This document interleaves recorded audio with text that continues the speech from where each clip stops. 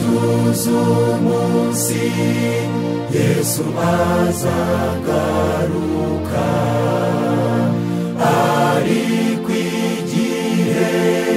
cyo kiri hafi cyane ibimenyetso byagaragaye byose n'umunsi tutazi azaza duhore twiteguye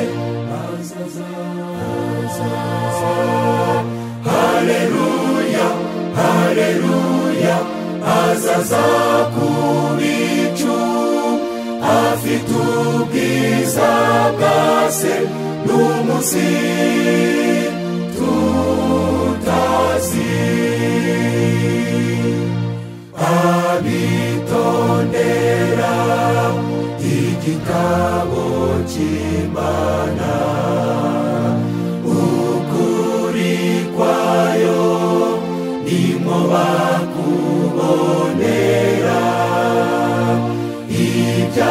ibyahanuwe bitangaza kuza kwe n'umunsi tutazi azaza duhore twiteguye azaza haleluya haleluya azaza ku bicu afite ubwiza bwase n'umunsi